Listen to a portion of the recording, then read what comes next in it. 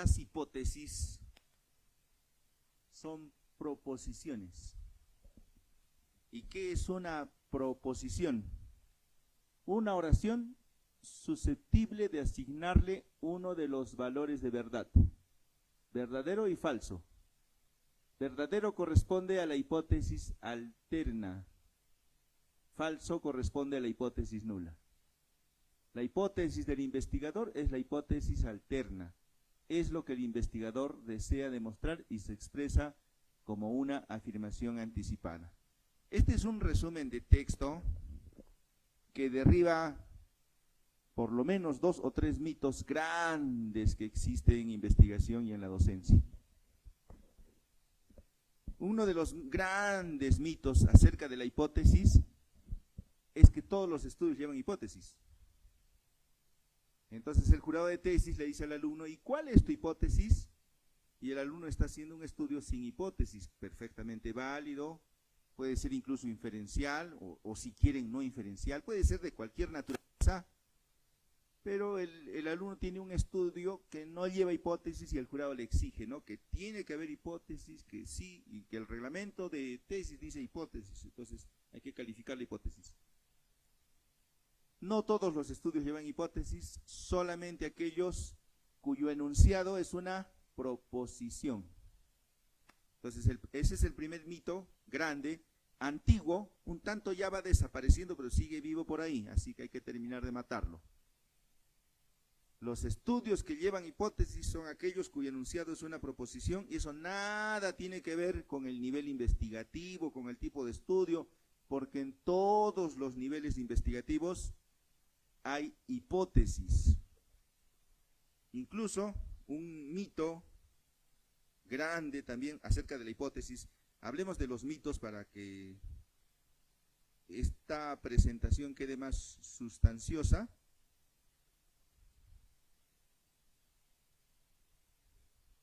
Porque de pronto algunos conceptos ya son conocidos.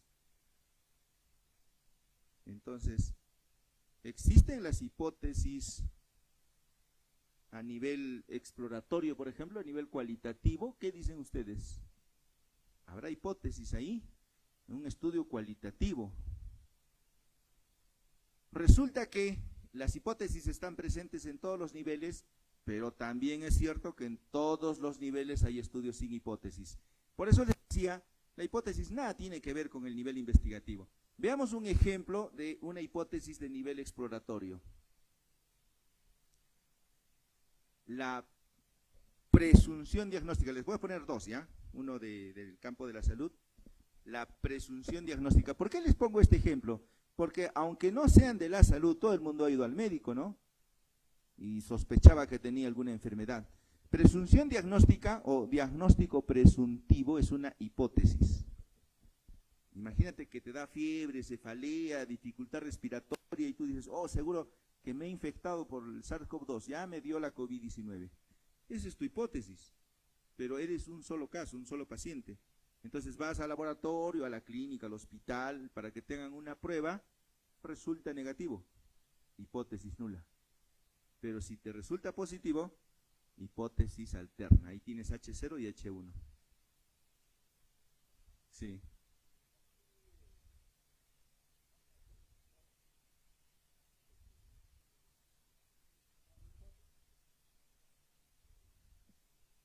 Sí, en efecto, dice exactamente eso, de que en el estudio exploratorio o el nivel cualitativo no hay hipótesis porque se está trabajando con categorías. Ahí hay otro mito. En el nivel exploratorio hay todo tipo de datos, y yo les había puesto el ejemplo del paciente que tiene fiebre, tiene temperatura, tiene presión arterial, tiene peso, variables numéricas, medidas, pero también tiene variables subjetivas, malestar general, cefalea, tiene sensación de alza térmica. Entonces, en este nivel exploratorio sí hay variables. Y ahí está la falacia, de que aquí no trabajamos con variables, solo con categorías. Resulta que en toda línea de investigación hay una variable que recorre los niveles. Y esa variable se llama variable de estudio. Se deriva de la línea de investigación y se llama variable de estudio. Esa variable de estudio en el nivel exploratorio está en construcción. La estamos buscando. Es el problema, ¿no? Porque cuando uno se siente mal, claramente hay un problema, solo que no sabes qué tienes. Entonces vas al médico y el médico va a diagnosticar la enfermedad. Pero antes de diagnosticar va a sospechar, va a decir, seguramente tiene la COVID-19, a ver, vamos a hacer un test. Hay una hipótesis que puede ser verdadera o puede ser falsa. ¿Por qué es una hipótesis cualitativa? Porque no hay ningún procedimiento estadístico que realizar para concluir con H0 o H1. Entonces, en este nivel exploratorio sí hay variables, sí hay mediciones. Es cierto que la variable de estudio, el problema, si quieren, se está buscando el problema. Sabemos que está enfermo, pero no sabemos qué tiene todavía. Y este nivel termina justamente con el diagnóstico. Sí tiene la COVID-19. Les pongo otro ejemplo. En las islas de las Polinesias han encontrado estructuras muy similares a las ruinas de Sacsayhuamán, esas piedras enormes que cuántas toneladas pesan, y ni siquiera sabemos cómo las han hecho, pero son muy características. Entonces han encontrado unos muros muy similares en las islas de las Polinesias. Y un investigador llamado Thor Heyerdahl, un noruego, él lanzó una hipótesis y dijo, bueno, los mismos que han hecho las ruinas de Sacsayhuamán también han hecho por la Polinesia. Entonces han ido en un barco, han viajado de un barco desde las costas del Perú hasta las islas de la Polinesia, y todos sus colegas en el ámbito académico se mataron de la risa porque dijeron, no puedes llegar en una balsa desde las costas peruanas hasta la Polinesia, eso es imposible. Y él dijo, voy a probar mi hipótesis. Y se embarcó, trató de recrear la barca, no con la tecnología actual, sino con la que se utilizaban en esos tiempos, tratando de datar y de fechar estas estructuras, con un grupo de aventureros. Hay un documental en Netflix de Thor Heyerdahl y cómo se pobló las islas de las Polinesias y cómo los despidieron en la ciudad de Lima con personajes conocidos, ilustres. Todo está documentado y hay un documental actualizado en Netflix. Se lanzaron a la aventura y la regla era que no tenían que utilizar nada de la tecnología de hoy en día, y sus detractores decían que no iban a llegar, que en algún momento tenían que activar el GPS para pedir ayuda y los rescaten. Llevaban un GPS por si acaso, pero la idea era no usarlo. Pasaron sus peripecias, todo se ve en el documental, y finalmente llegaron. Y documentaron el hallazgo y presentaron el trabajo de investigación, y su hipótesis fue confirmada. Una hipótesis cualitativa. No hay procedimientos estadísticos ahí, no hay chi cuadrado, no hay t de Student, ¿no? Entonces, a nivel exploratorio, sí hay hipótesis. Lo que tú crees que eso es una hipótesis. Y luego tiene que haber pasos para poder quedar con H0 o con H1. Podemos poner muchos más ejemplos de este nivel. Y es cierto que hay autores que confunden que aquí en el estudio exploratorio no hay hipótesis. Sí hay hipótesis. Ahora, son hipótesis empíricas, porque como tú lanzas una hipótesis de ver estructuras tipo Sacsayhuamán y las Polinesias, esa es tu percepción, eso es empírico, ¿no? No hay un antecedente investigativo para eso, precisamente porque es exploratorio. Ya más arriba pues ya habrá hipótesis racionales. Entonces, ¿de qué depende la presencia o la ausencia de hipótesis? Del enunciado del estudio. Si el enunciado del estudio es una proposición, el estudio lleva hipótesis, y si el enunciado del estudio no es una proposición, entonces el estudio no lleva hipótesis. Por lo tanto, habría que analizar el enunciado del estudio. Entonces, miren, primer mito que vamos a derribar es que todos los estudios llevan hipótesis. No es cierto, hay estudios sin hipótesis. Segundo, que los estudios exploratorios no llevan hipótesis. Sí llevan hipótesis, no todos, algunos, pero son exploratorios. Vamos a agarrar un tercer mito, miren, toda la teoría está en el libro y en los resúmenes que también van a tomar a partir de día lunes. Yo quiero remarcar en el mito, hay que matar al gusano antes de tomar el purgante. Las proposiciones son sometidas a un juicio de valor. para entregarnos un valor de verdad. Así dice la lógica proposicional. Las proposiciones, cuando se someten a un juicio de valor, nos entregan valores de verdad. En investigación, esas proposiciones son hipótesis. El juicio de valor es la prueba de hipótesis. Y los valores de verdad son H0 y H1. Entonces, puede ser que tu hipótesis sea verdadera o sea falsa. No nos dejemos engañar por la nomenclatura. Esta hipótesis, este valor de verdad y verdadero, no es la hipótesis alternativa. Su nombre correcto es hipótesis alterna. Pero aún así, como que es muy engañoso ese nombre, ¿no? Alterno, así, de premio consuelo, lo que queda, como si lo que tú pensaras no es cierto y bueno, ya pues la alternativa, ¿no? Se entiende así, por eso no es un nombre adecuado. Sin embargo, es la nomenclatura universal, pues así le han puesto el nombre. Pero la hipótesis alterna es la hipótesis del investigador. Y aquí viene el tercer mito.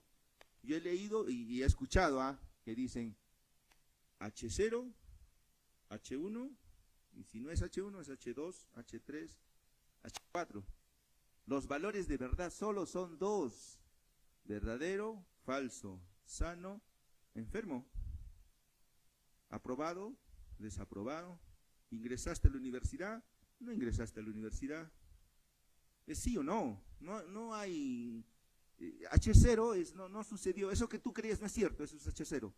Y H1, y lo que tú pensabas es verdad, H1. ¿De dónde sacan el H2, H3, H4, H5? No hay, solamente son dos los valores de verdad de una proposición. Entonces, ese es otro mito también de que hay H2, H3, alternativa 1, alternativa 2, alternativa 3. Por eso ese nombre los confunde. En el nivel exploratorio, como no hay análisis estadístico, las hipótesis se demuestran con un razonamiento heurístico, con acciones basadas en un razonamiento heurístico, porque el médico te va no solo a hacer una anamnesis, o sea, una entrevista, sino te va a hacer un examen físico y te puede pedir exámenes auxiliares hasta que tenga una unidad clínica y puede emitir un diagnóstico. En el caso de Thor Heyerdahl, cuando viajó a las islas de la Polinesia, también llevó a cabo una acción, ¿no? Él se lanzó a tratar de replicar lo que habían hecho los antepasados, a partir de una idea. Pero ya en los niveles siguientes, en el nivel descriptivo, ya la hipótesis en el nivel descriptivo hace uso de la estadística. Ahora, no todos los estudios descriptivos llevan hipótesis, hay algunos que que no llevan la hipótesis.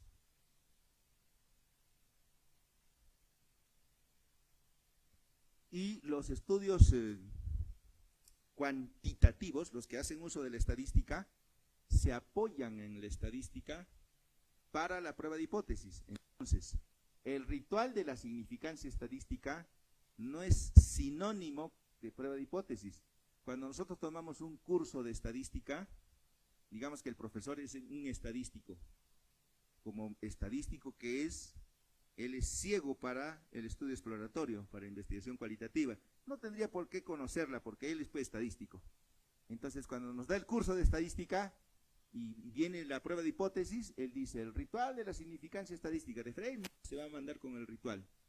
Pero en el contexto de la investigación científica, nosotros tenemos que saber que en el nivel exploratorio también hay hipótesis, pero no se usa la estadística para hacer el juicio de valor. Ya en los niveles cuantitativos, ahí sí, vamos a hacer el ritual de la significancia estadística como una herramienta para la prueba de hipótesis.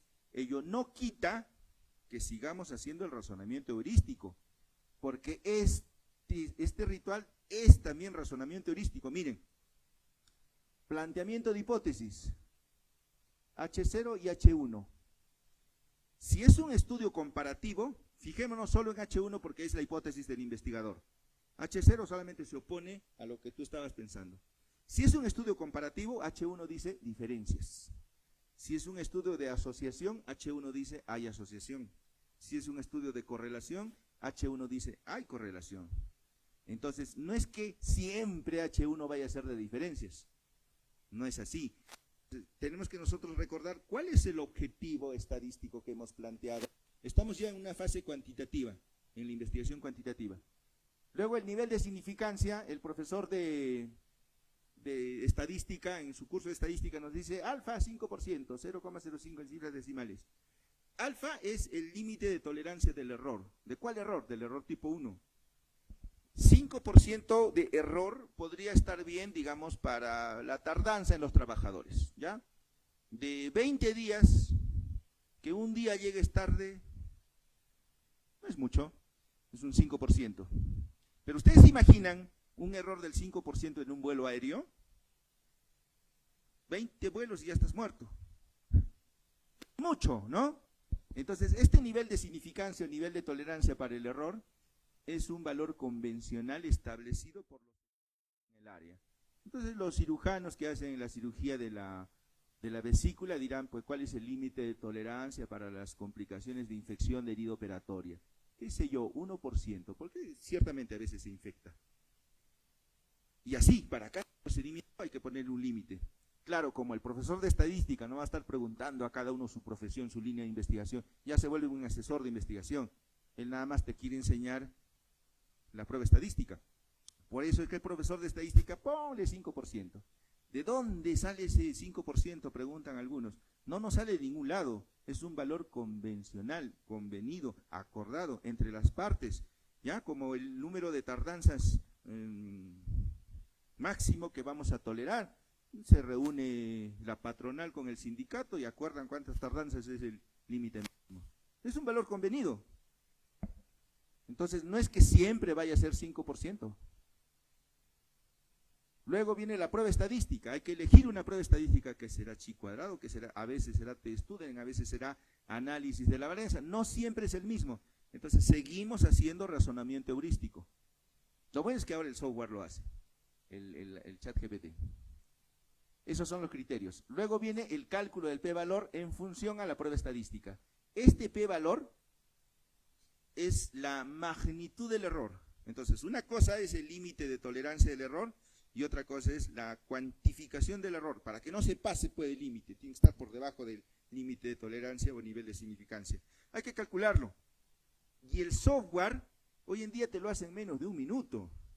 Cuando no había software, esto había que hacerlo a mano. Y era tan complicado el cálculo del p-valor que ni Fisher te calculaba el p-valor. Bueno, lo calculaba para demostrar su algoritmo, pero demoraba mucho. Entonces, ¿qué hicieron estos matemáticos de esa época? Estamos hablando de 1920 aproximadamente, hace 100 años.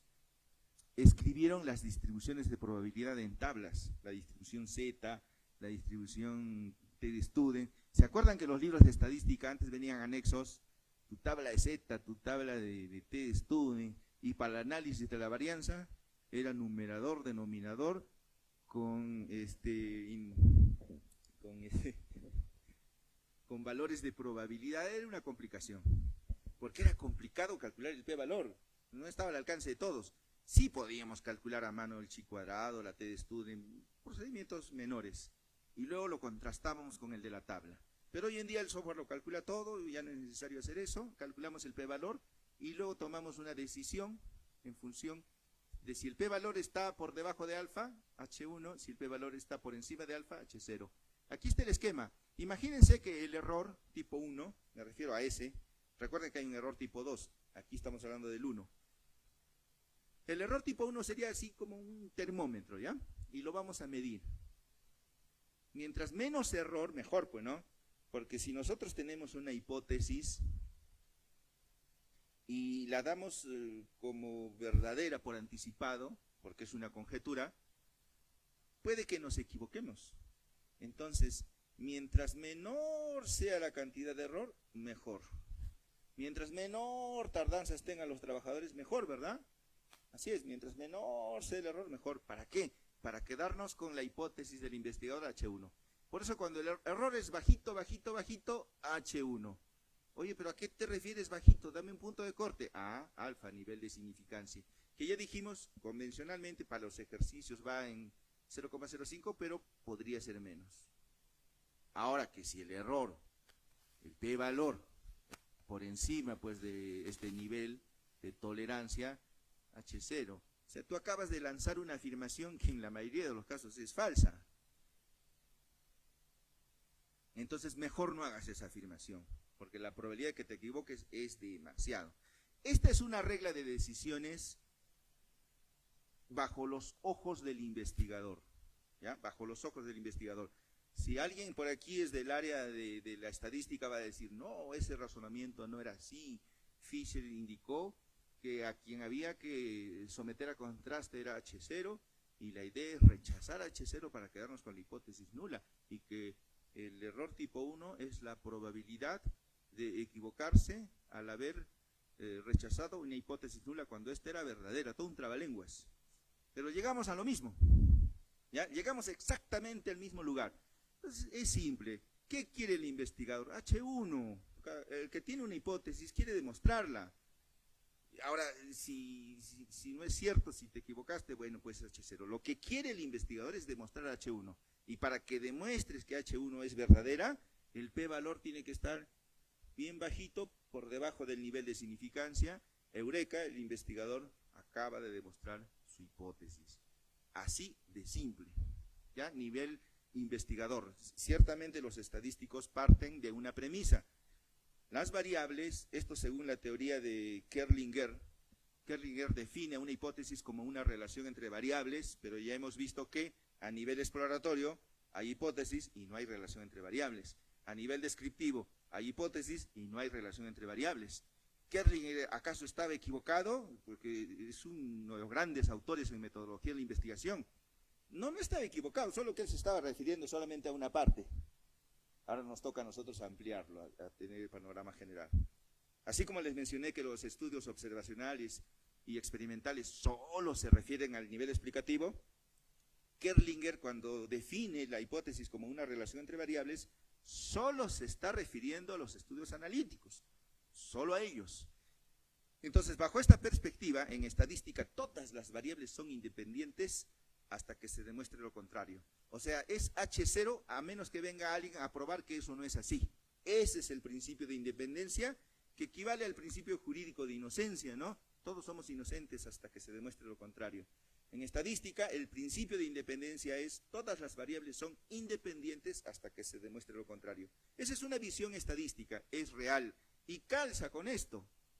Y esto es la regla para todos los procedimientos estadísticos, para todas las pruebas estadísticas, para T-Stude, para Chi cuadrado, para Fisher, para Magnemar, para Cochrane, para el análisis de la varianza, para todos. Por eso esta regla es interesante, es importantísima de identificar. Entonces, la inteligencia artificial, cuando yo le pregunte sobre mi hipótesis, me tendría que dar H1. Le vamos a pedir nuestra hipótesis.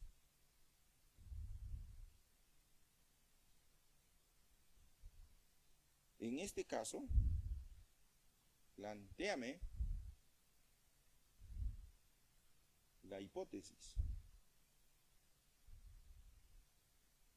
A ver, plantéame la hipótesis.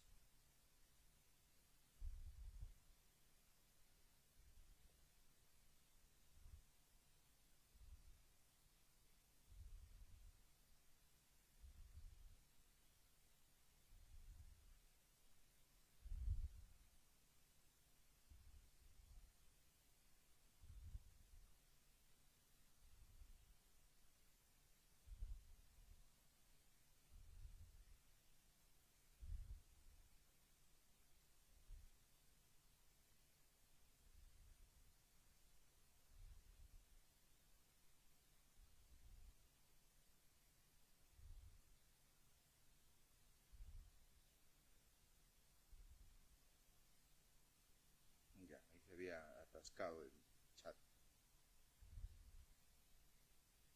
Ya, esta es otra de las cosas que hay que corregir, porque como les mencioné, cuando no le damos mayor instrucción al chat GPT, va y busca en la nube.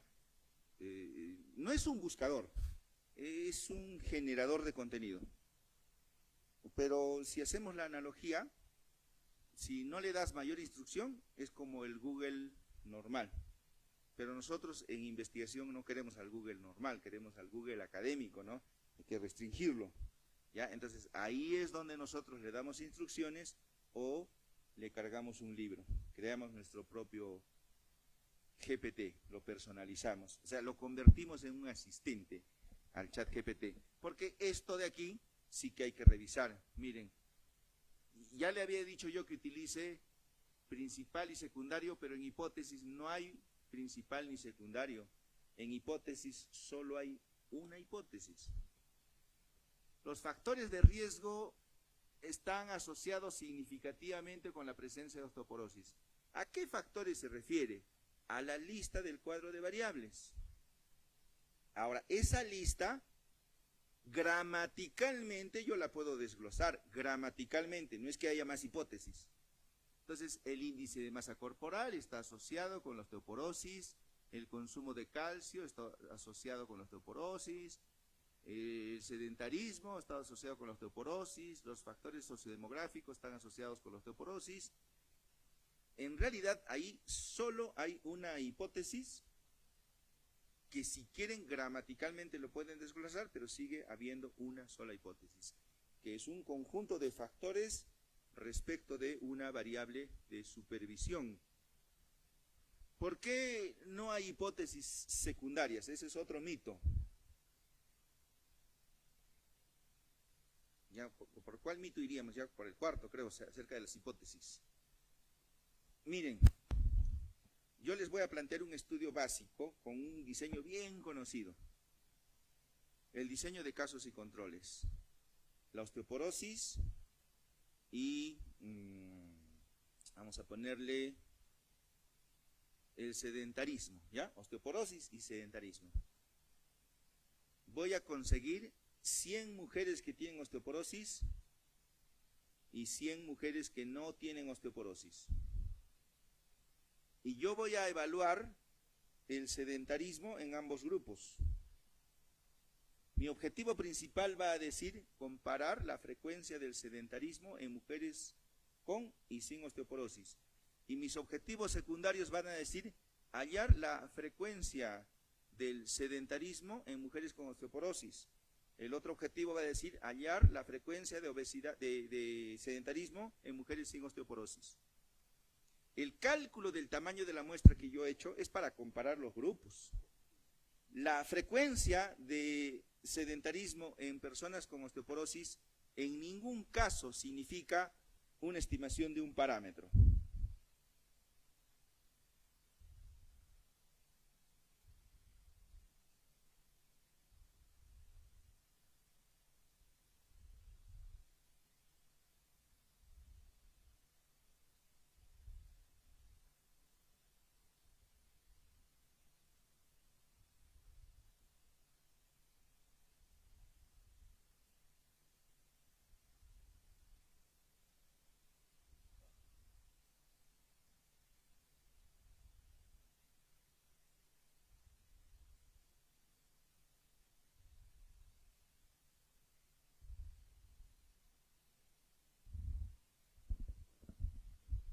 Otro ejemplo, miren, vamos a hacer obesidad y diabetes, casos y controles, 100 personas con diabetes, 100 personas con obesidad.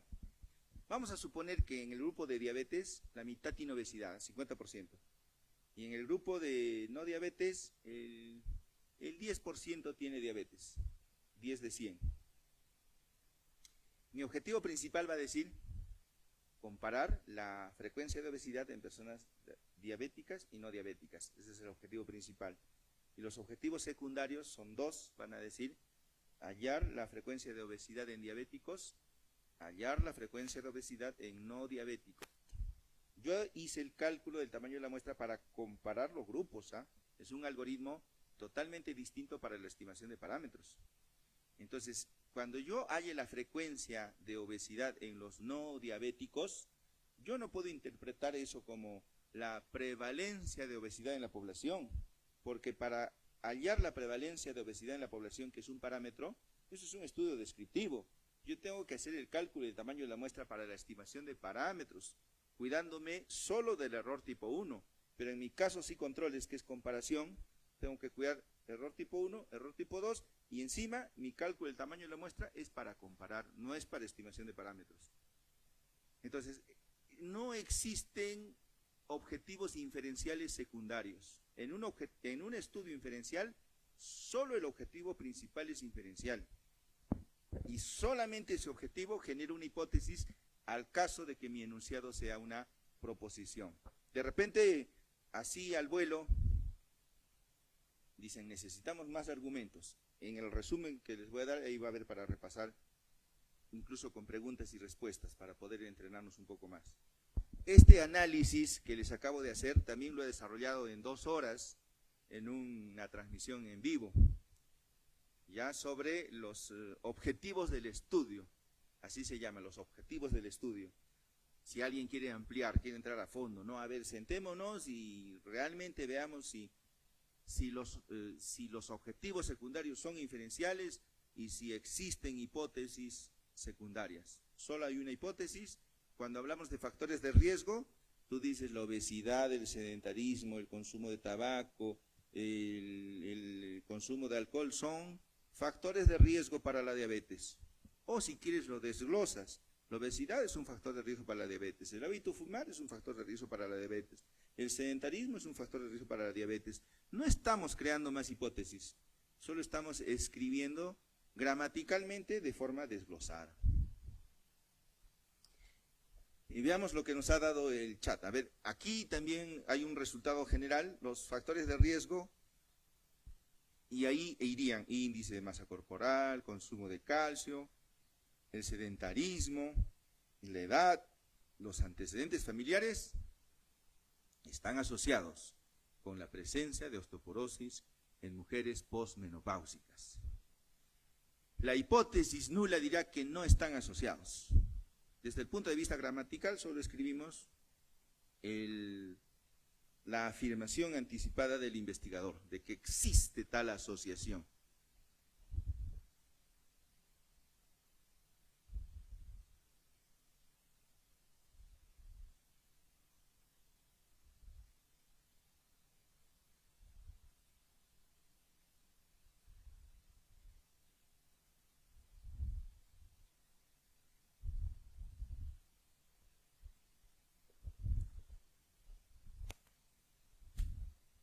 A ver, les voy a hacer una pregunta capciosa, ¿ya? Es una pregunta capciosa que muchos no nos hemos dado cuenta por años. Y me incluyo, porque a veces nos dejamos guiar por la nomenclatura. La nomenclatura muchas veces no es descriptiva. Recordemos la palabra átomo, significa sin división, ¿no? Sin tomos, división. Pero el átomo pues tiene núcleo, electrones dando vueltas. Y ahora la teoría de cuerdas, ¿no? O sea que el átomo lo vamos a dividir en 1000 partes, finalmente. No es que no tenga división, pero se ha quedado con ese nombre. O sea, finalmente todos le decimos átomo. Entonces, el nombre del átomo no es descriptivo, ¿verdad? No es. O sea, ya no podríamos hablar de un origen etimológico. Mejor olvidarnos del origen etimológico de la palabra átomo y decir que es un nombre propio y se acabó. Porque si le buscamos el origen etimológico nos vamos a confundir. ¿Cuántas hipótesis ven aquí?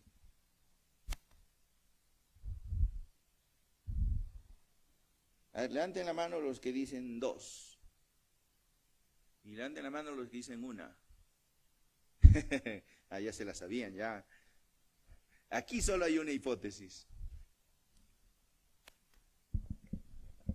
H0 y H1 son valores de verdad, no son hipótesis. Sin embargo, les llamamos así, ¿no? Hipótesis nula e hipótesis alterna. No son 2 hipótesis. Son los 2 valores de verdad de mi única hipótesis. Y esa hipótesis corresponde a H1. Ya, si no es cierto, bueno, pues H0. En un estudio de diferencias, en un estudio comparativo, la hipótesis del investigador es de diferencias. La hipótesis H1 es la hipótesis del investigador, corresponde al valor de verdad de verdadero, es lo que el investigador desea demostrar.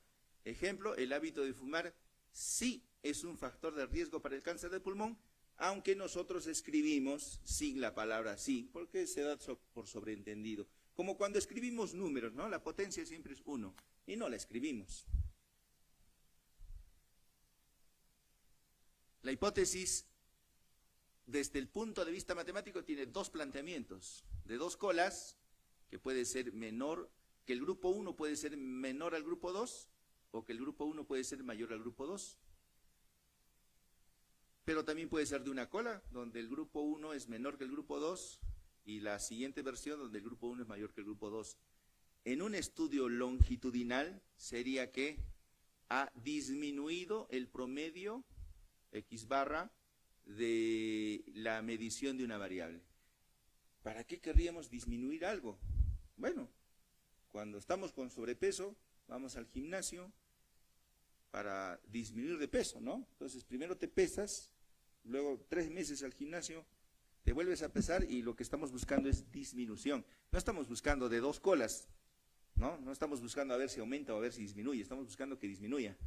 Ahora, si tenemos un grupo de niños con anemia, les vamos a dar su sulfato ferroso, les hacemos una medida inicial, tienen anemia, les damos su tratamiento, se entiende que la segunda medida tiene que estar más arriba, pues es de una sola cola. Entonces, en un estudio de ese tipo, tratamiento de anemia infantil con sulfato ferroso, hipótesis de una sola cola. Y siempre le mandamos la de 2, a todos le mandamos la de 2, ¿no? Ya 2 colas para todo. No siempre. ¿Y qué pasaría si fuera un estudio de correlación? De 2 colas es que existe correlación, ya sea inversa o directa. Y de una cola sería correlación inversa, el R es menor a 0, o correlación directa, el R es mayor a 0. Oye, pero basta con que la R sea mayor o menor que 0, ¿no es que tiene que haber un p-valor significativo? Sí, pero recordemos que aquí estamos en planteamiento de hipótesis, o sea, aquí vamos a desarrollar el ritual de la significancia estadística. Por eso aquí solo estamos planteando nada más formulación matemática. La hipótesis desde el punto de vista gramatical tiene un fundamento y una deducción. Ejemplo, dado que el humo del cigarrillo contiene alquitrán, benceno y otras sustancias, es probable que el hábito de fumar sea un factor de riesgo para el cáncer de pulmón. El fundamento empieza con un dado que es un razonamiento argumentativo. Este fundamento es distinto, o más bien cumple un rol distinto en un estudio con hipótesis de uno sin hipótesis. Este fundamento que a veces solo lo ponemos en la hipótesis, pongámonos a pensar en un estudio con hipótesis, ¿ya? Y nosotros solo le ponemos en el fundamento el dado que. En un estudio con hipótesis racional, este fundamento es la justificación del estudio. Ayuda a justificar el estudio. En un estudio con hipótesis empírica, solamente te da la idea del planteamiento de la deducción. Entonces, este fundamento en un estudio con hipótesis racional es parte de la justificación del estudio, que a veces no aparece en un estudio con hipótesis racional. Es parte de la justificación del estudio. La deducción es el enunciado, calificado con el valor de verdad de verdadero, es H1, es lo que se desea demostrar. Es la conclusión del proceso lógico que se puede verificar empíricamente. Las hipótesis, según su origen, empíricas o racionales, a estas racionales también les dicen hipótesis teóricas, algunos autores. Le dicen hipótesis teóricas. Las empíricas se originan de la observación directa de la realidad, no tienen un fundamento teórico. Las racionales exigen un fundamento y son propias de los estudios con intervención. Estudio con intervención, hipótesis racional y la argumentación, el fundamento de la hipótesis en la justificación del estudio. Justifica el actuar del investigador, la acción que va a realizar. Las empíricas se formulan a partir de observaciones, patrones empíricos. Su origen es puramente fenomenológico. Cuando Alexander Fleming cultivaba sus bacterias en sus placas Petri, y vio que una de ellas no crecían sus bacterias porque se habían contaminado, estaba frente a un fenómeno. Y él sospechó que los hongos eran la causa de la ausencia de crecimiento de las bacterias. Es una hipótesis basada puramente en la fenomenología. Puramente. La serendipia es un evento puramente fenomenológico. Cuando describieron a la COVID-19, no le llamaban así al principio, en el hospital de Song'an en Wuhan, China, estaban frente a 4 pacientes con neumonía típica, le hicieron pruebas diagnósticas del SARS, no era el SARS, de pronto era el MERS, pruebas diagnósticas, no era el MERS, que la gripe aviar, no era la gripe aviar, todos los exámenes posibles, ninguno salía positivo, pero claramente están enfermos, críticos, en cuidados intensivos, como van así, no les va a ir bien. ¿Es o no un evento fenomenológico? Y es fenomenología pura. Estás frente a un hecho que te llama la atención y tú decides prestarle atención, el investigador preparado, y entonces surge la serendipia y lanzas la hipótesis. Vamos a mirarlo al microscopio, se parece a un coronavirus, a los clásicos ya conocidos, pero en el genoma no es. Entonces es un nuevo coronavirus. Y ahí empieza el descubrimiento. Ahí empieza el desarrollo de la línea de investigación. Puramente fenomenológico, objetivo, identificar. Los hermenéuticos dicen que eso no es ciencia. Pero ¿dónde nace el desarrollo de la línea? ¿No es acaso en la identificación del problema, como le dicen todos? Ahí nace, es puramente fenomenológico. Ese es el origen de una hipótesis empírica, como la de Alexander Fleming, como lo de estos médicos que trataban a los primeros pacientes con la COVID-19. Ahora, la hipótesis racional más bien sí, pues se fundamenta en la evidencia científica, en los antecedentes investigativos, distinto a la empírica. Aquí es lo que yo observo, no necesito antecedentes investigativos. Aquí sí necesito antecedentes investigativos que me ayuden a argumentar mi fundamento. En conocimientos previos y en las teorías establecidas, su origen es teórico. Entonces hay corrientes de pensamiento en el empirismo y el racionalismo como corrientes filosóficas, y como todo el mundo quiere tener la verdad, pues están colisionados. ¿Ya? Están colisionados. Los empíricos les dicen a los racionalistas: nosotros descubrimos los hechos. Y los racionalistas les dicen a los empiristas: ustedes solamente observan e imaginan, tiene que haber un sustento para poder crear teoría. Estamos hablando de 2 momentos del desarrollo de una misma línea de investigación. Los 2 tienen la razón. Una intervención implica la acción directa del investigador sobre las unidades de estudio. En este caso es esencial que esta intervención esté respaldada por una hipótesis racional o con fundamento teórico, proporcionando una base sólida para justificar las acciones del investigador. Entonces, estos estudios con intervención tienen un par de características que no las tienen los estudios sin intervención. Tienen un fundamento teórico que justifica el accionar del investigador. Yo voy a trabajar con ratoncitos albinos en mi laboratorio, como se hacen los experimentos, tratamiento para úlcera péptica, un nuevo principio activo. Les provocan úlcera péptica a los ratoncitos, luego les ponen el tratamiento, tu hipótesis es que funciona, si no funciona, se murieron los ratoncitos.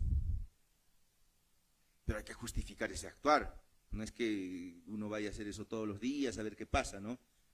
Hipótesis racional, o sea, tiene que ver pues sus antecedentes investigativos, un fundamento teórico y una justificación del actuar del investigador. Eso es lo que revisa el comité de ética, cuando lo mandamos a un estudio con intervención a un comité de ética. Por eso es que los estudios sin intervención no van a un comité de ética. Sí consideran, o sea, tienen consideraciones éticas, pero no es necesario que sea revisado por un comité, porque no estamos poniendo en riesgo la integridad de nadie. Claro que hay que ocultar los números de historia clínica, el DNI, la licencia de conducir, esos son consideraciones éticas. Eso no es un consentimiento informado.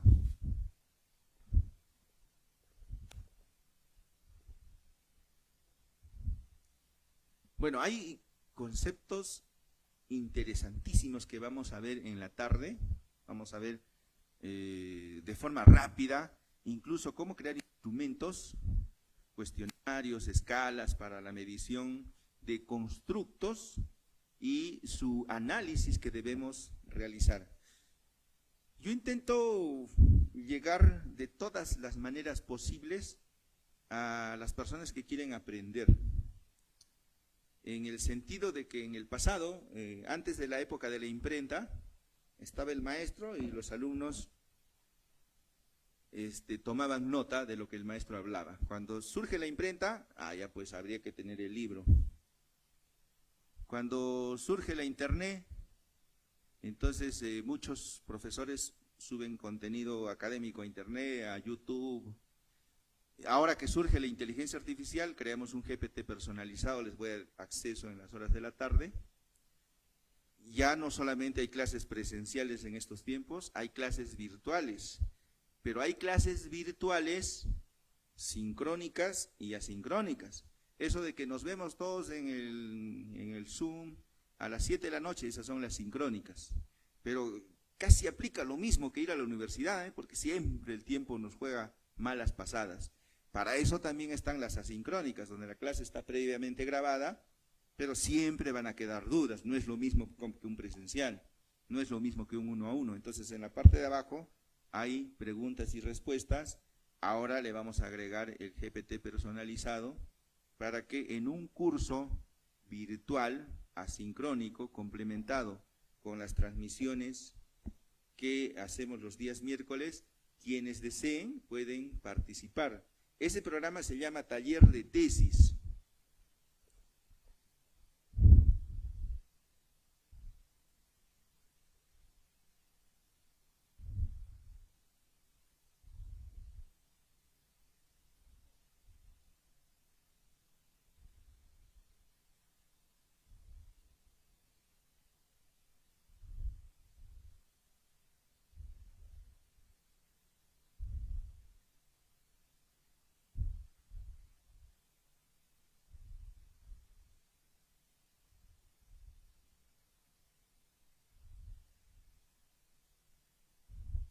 Y este taller de tesis pues no es de un solo día, porque se entiende que hay ejercicios que realizar.